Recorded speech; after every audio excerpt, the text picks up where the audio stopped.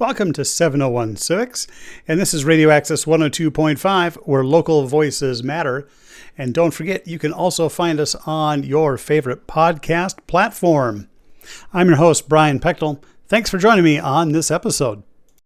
This time, it's time for a spring 2026 Civics Roundup here in North Dakota. There's been a lot that's gone on, and we've got a lot to cover, so let's get ready. Some of the topics that we're going to look at are the June election results from the primary here in North Dakota, some of the statewide races, and some of the constitutional issues that have come up. And we'll look at some of those initiatives and measures and how those have fared, in addition to a few more stories.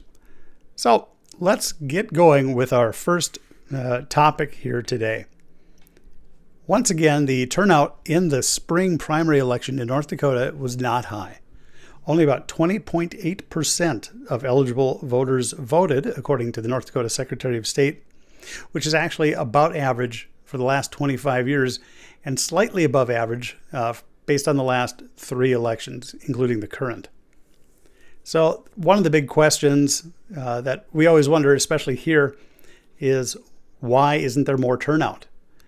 Out of all the voters, with only 20.8% showing up, is North Dakota really getting the representation that it deserves, or is it getting the representation that it votes on? So part of the question is it voter apathy? Is it misunderstanding? Or what the primary election really means? For most local folks, that election deals with local issues. So we're voting for mayors, potentially local bond or tax issues and so forth.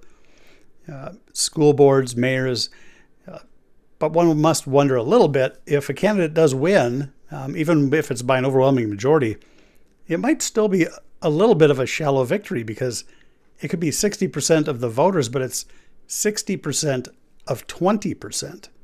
So it's actually a very small representation of who's actually able to vote. And it's really hardly what we would call a mandate from voters, where people are demanding overwhelmingly that something take place. It can be a mandate of that small fraction, but it's still a really small fraction of voters. So the real question here for people in public office, particularly, what can be done to increase those numbers? And it's a great question, but there's really few answers. Party members and candidates have all been encouraging their supporters to get out, vote, encourage others to vote. And they've just really not received that message, the voters, that is. So, again, is it apathy? Is it burnout from seeing all those yard signs and mailers and so forth that we see leading up to the election? It's really kind of hard to say. And perhaps people just kind of forget that the election is occurring. Just become blind to it because of all of what they've seen. So that's the biggest story, is that really the voter turnout still remains low no matter what initiatives have kind of been put forth for people to get out there and vote. So if anybody's got a silver bullet, I'm sure the Secretary of State and other elected officials would love to hear. In other election news, there were some endorsed candidates facing competition within their parties. These tended to be Republican convention endorsed candidates, as the existing incumbents in the Republican Party really didn't attend their own convention for a variety of reasons, meaning that those existing office holders didn't actually have the Republican endorsement. So they're kind of running as the outsider in one sense. As it was, the existing officers really did prove to be successful in their candidates. Party-endorsed candidates, generally speaking, kind of lost, and the office holders and incumbents won. There wasn't too much as far as people running against others. One note particularly is the PSC race, the Public Service Commission here in North Dakota. Two incumbents out of the three office holders were up for their seats, and those were challenged. Both of the incumbents, again, did win fairly handily. Although the newer member, Jill Kringstead, her race was a little bit closer. She did win by 54% to 45%. So she and the other incumbent, Sherry Haugenhofer, will face off with Democratic challengers, Scott Kelch and John Peterson, coming up this fall. So interesting. Really, though, the other candidates, the other offices really were contended, but not. For the representative of Congress, Julie Fedorchak, she took 72% of the vote. Alex Balazs took 27%. So Julie Fedorchak wins that endorsement, and she'll go off again to run for re-election against Trygve Hammer, the Democrat. He ran unopposed in the Democratic primary, of course. So that's really probably what we'd consider maybe the biggest election, I think, coming up here in North Dakota. Statewide offices, otherwise, there's really, most political pundits would say that there's probably not going to be much competition for those incumbents who are running for re-election. What are some of those offices? Well, I've got the Secretary of State is up for election. The Attorney General seat was up for election. The Ag Commissioner, again, the PSC commissioners that I mentioned, Tax Commissioner, and Superintendent of Public Instruction. So Levi Bachmeyer had been appointed just recently in the last year or so, and so he's the incumbent, and he'll face off against Tracy Lane Foss. Bachmeyer took 55.5%. Ms. Foss took 29.8%. So they'll advance.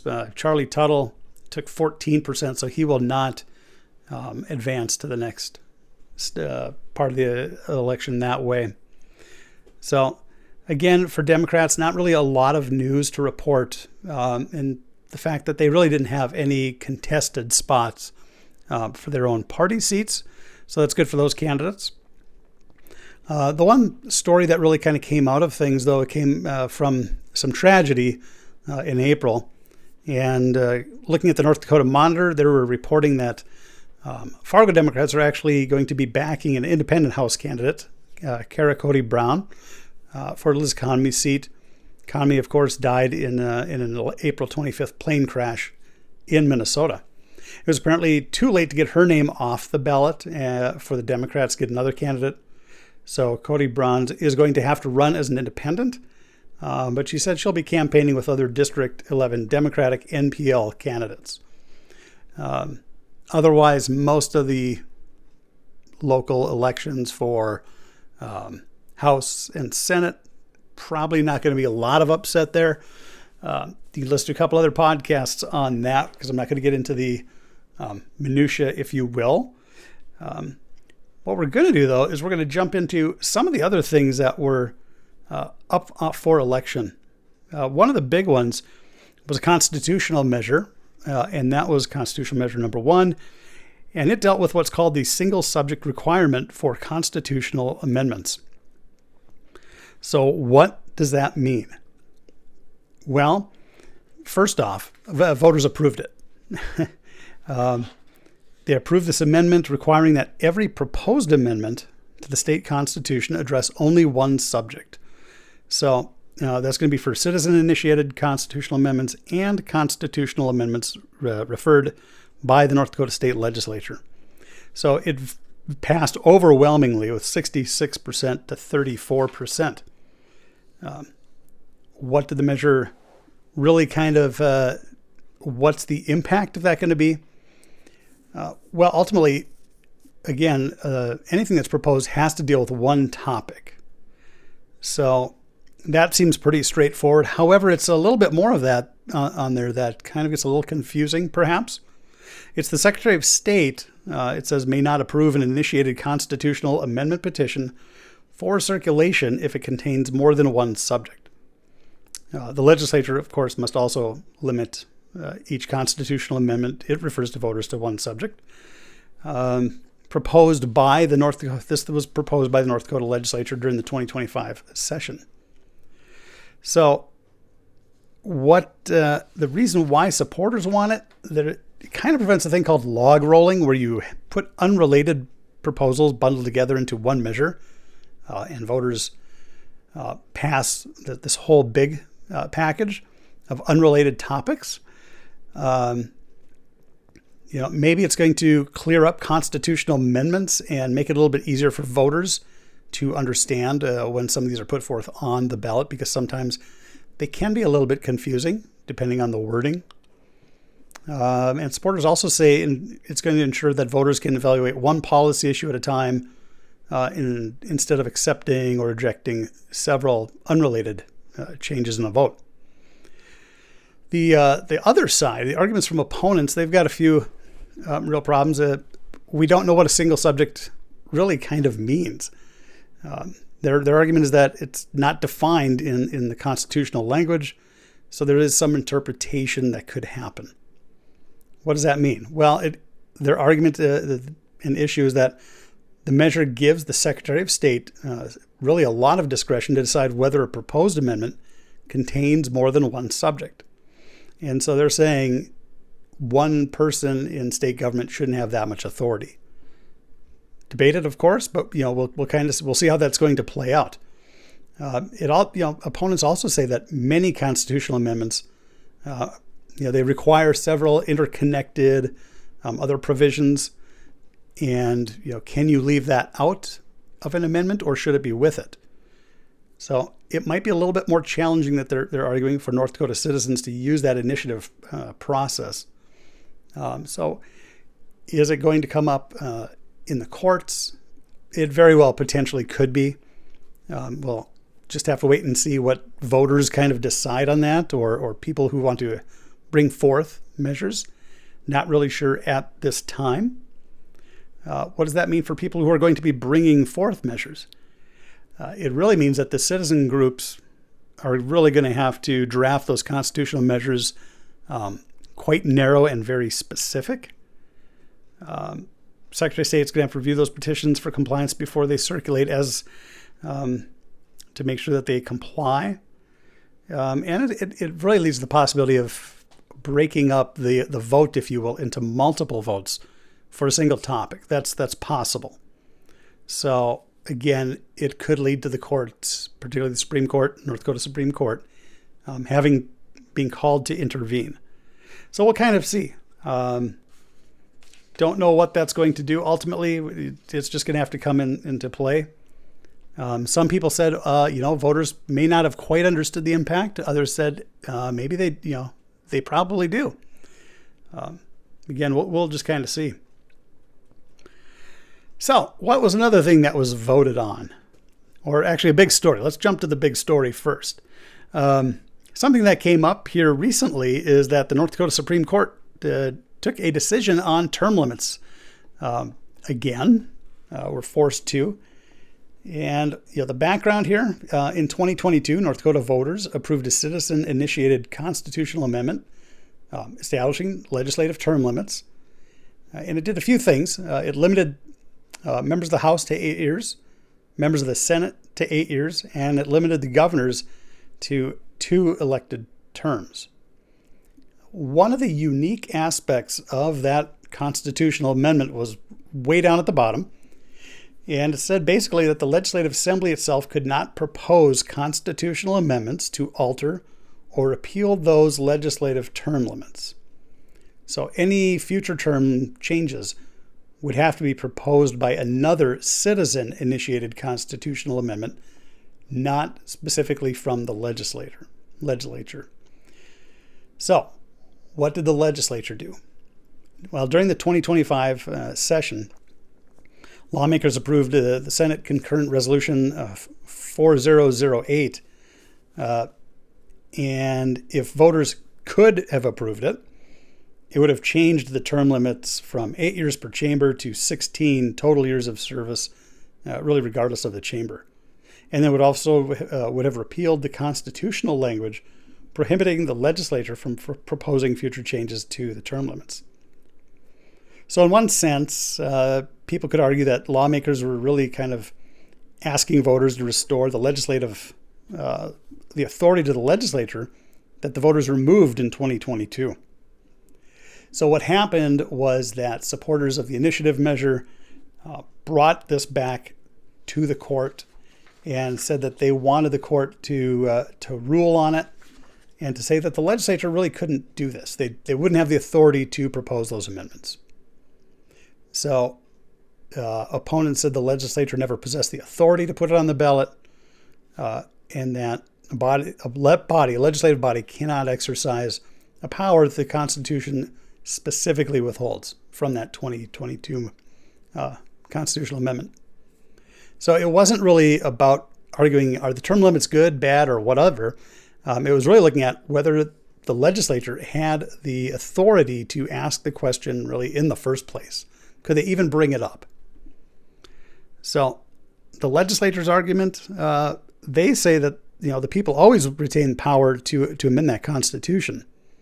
And the legislature is one of the constitutional methods by which amendments reach voters, and really preventing legislators from proposing amendments permanently would improperly bind future legislators and future voters.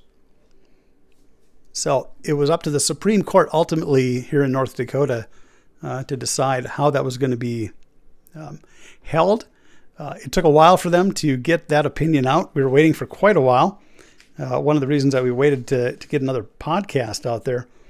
But the Supreme Court said ultimately that the legislature exceeded its constitutional authority.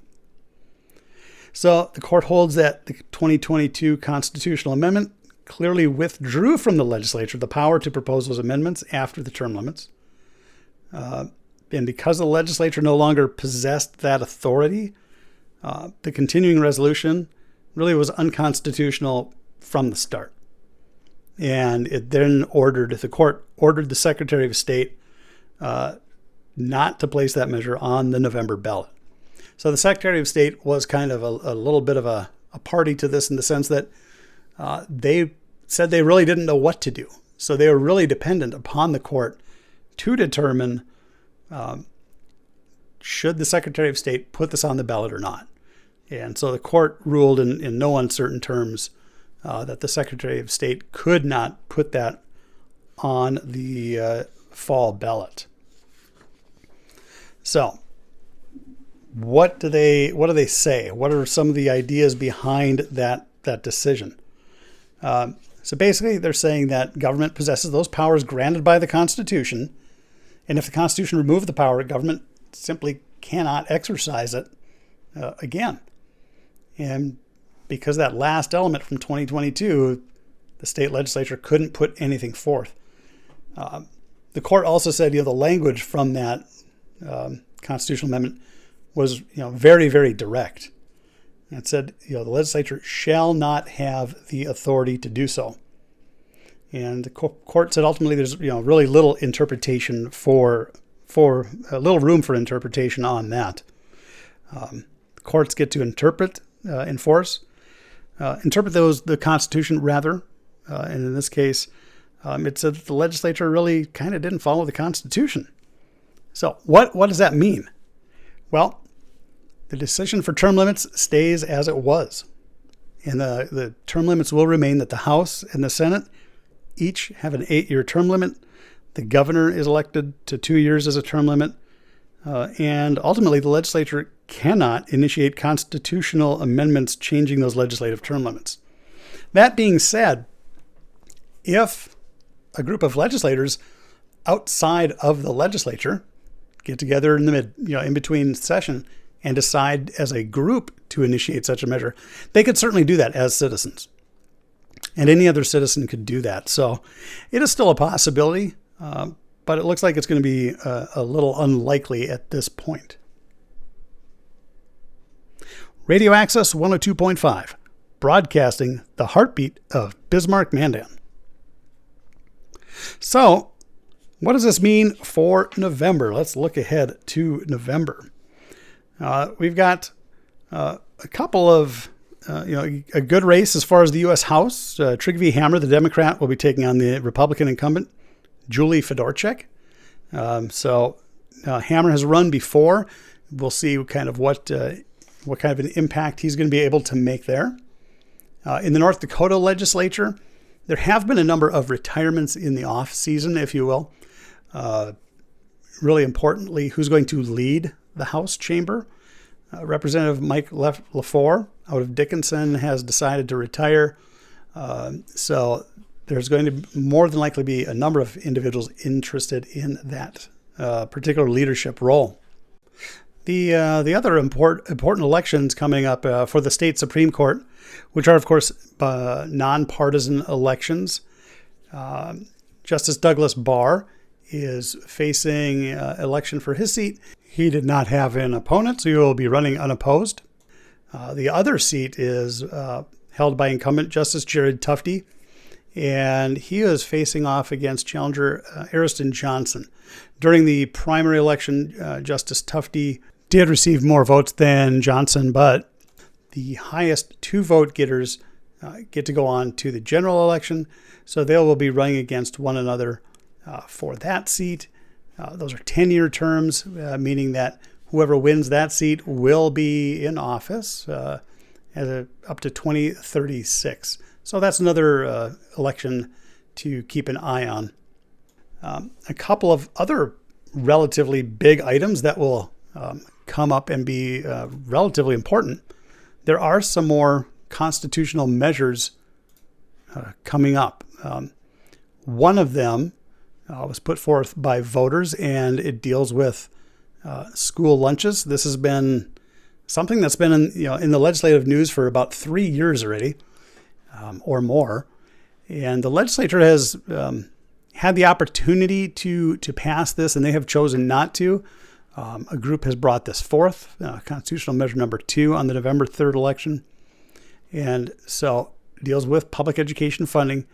And if it passes, the state will constitutionally be required to provide one free breakfast and one free lunch to public school students. The legislature, again, it nearly passed during the special session, but it did not. So if it passes, it's constitutionally required. The legislature will be required to fund these lunches for as long as it's a valid, as long as it is a valid part of our Constitution. But that's easy for me to say. So that one's going to come up. Right now, it looks like it will probably pass fairly easily, but we'll see. Another item, another constitutional measure that's coming up, constitutional measure number 1, is one that was put forth by the legislature. And again, this one is going to, if passed, require constitutional amendments to receive a 60% supermajority to be adopted. It's not unheard of. There are a number of states, roughly 11 or so states, that have a similar feature for voters. There's arguments. Some say that it makes it too hard to get a measure passed. Some say it makes sure that since we're amending the state constitution, that it should be more challenging. So those two measures will both be on the ballot this fall. So we'll see how those kind of, what voters say about those. The last item or so, something big happened here not too long ago out in Medora, North Dakota. The Theodore Roosevelt Presidential Library opened up. They had quite the turnout. In fact, the president, President Donald Trump, was in attendance for the opening of that over the 4th of July. So lots of dignitaries, a number of, I think, 5 former North Dakota governors, plus along with Kelly Armstrong, attended.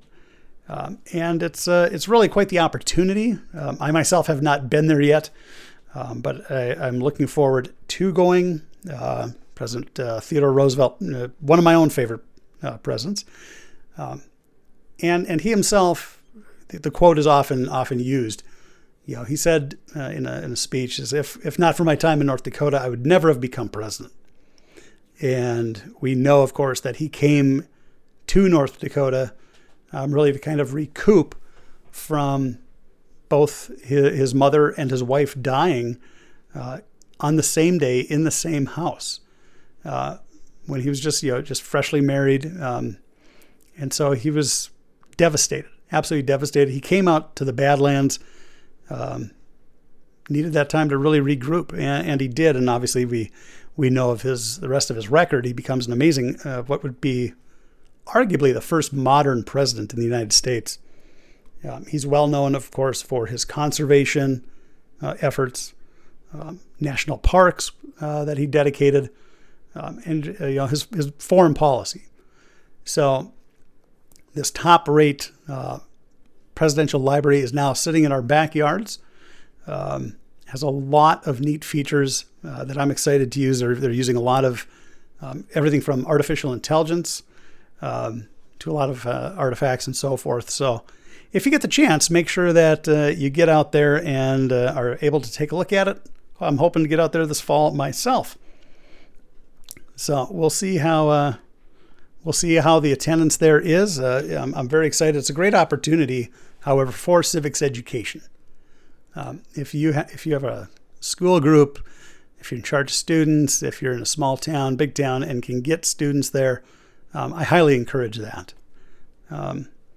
So, civically speaking, what's next for North Dakota? Well, on November 3rd, we have a general election coming on up. Hoping that our turnout is higher than historically speaking. Usually it's in the 50s as far as percent, 40 to 50%. We'd love to see that higher. Get North Dakota represented. And make sure you get out there to vote. Coming up on our next podcast, our next episode, I'm excited. We're going to be interviewing an author coming up, talking about what does debate do? Is debate good for us? There's a lot of argument back and forth about not arguing. And my author is going to say ultimately that, it's probably good to have a little bit of discussion on hard topics. So I'm looking forward to that in the next few weeks, and we'll get that up online. In the meantime, thanks for joining me today. I'm your host, Brian Pechtel, 701 Civics. Thanks to everybody joining us from North Dakota and from around the world, as far as Vietnam and everywhere in between.